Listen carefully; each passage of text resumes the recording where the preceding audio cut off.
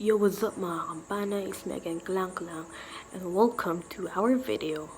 So, time check, 10:47 ng gabi, and we will not be talking about makeup nor music, but we will be talking about behavioral perspective. So, I have a partner in this video. Her name is Althea Cherise Balera, but I'm not with her right now. And as you can see, I am not cursing in the video since this is a school work. So we will be talking about behavioral perspective, and if you want to know more about our topic in this video, please keep on watching and don't forget to like and subscribe. So ciao. Behavioral perspective. Behaviorism is a theoretical perspective in which learning and behavior are described and explained in terms of stimulus-response relationships. Here are the types of behavioral perspectives. The first one is the classical conditioning. Classical conditioning is a learning process in which an association is made between two stimuli. With classical conditioning, two stimuli are linked together to produce a new learned response. This theory was introduced by a Russian physiologist, Ivan Pavlov.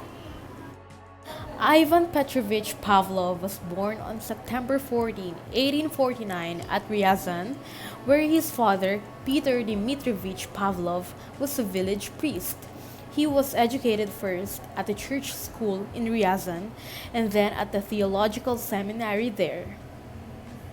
Pavlov became passionately absorbed with physiology, which in fact was to remain of such fundamental importance to him throughout his life. It was during this first course that he produced, in collaboration with another student, Afanasyev, his first learned treatise, a work on the physiology of the pancreatic nerves. This work was widely acclaimed and he was awarded a gold medal for it.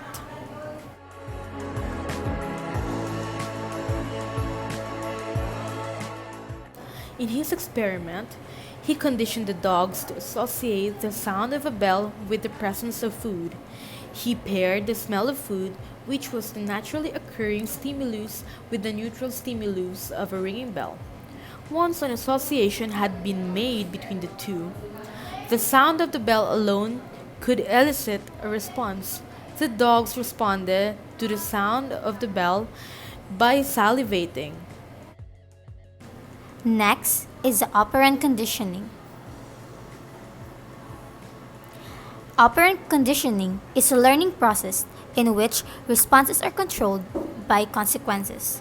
The likelihood of a certain response occurring is either increased or decreased due to either a reinforcement or a punishment consequence.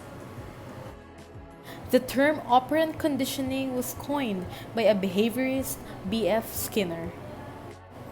Born in Pennsylvania in 1904, psychologist Bruce Frederick Skinner began working on ideas of human behavior after earning his doctorate from Harvard. Skinner's works include The Behavior of Organisms in 1938 and a novel based on his theories, Walden 2, in 1948. He explored behaviorism in relation to society in later books, including Beyond Freedom and Human Dignity in 1971. Skinner died in Massachusetts in 1990. From these experiments, Skinner observed how reinforcement could lead to increases in behaviors, where punishment would result in decreases in behaviors. Reinforcement is a consequence that increases the likelihood a response will occur. If you are using reinforcement, you are trying to increase the behavior. There are two types of reinforcement, the positive and the negative. Positive means adding a stimulus, while negative means removing a stimulus. Punishment is a consequence that decreases the likelihood a response will occur. If you are using punishment, you are trying to decrease a behavior. There are two types of punishment, the positive and the negative. For the positive punishment is the addition of an undesirable stimulus after a response so that the response will occur less or stop. Negative punishment. Negative punishment is the removal of a pleasing stimulus after a response so that the response will occur less or stop. And last but not the least is the observational learning. Observational learning or modeling is a process in which learning occurs through observing the behaviors of others and then imitating those behaviors. Fun facts about behavior. First one, if someone cries over small things, he or she needs love.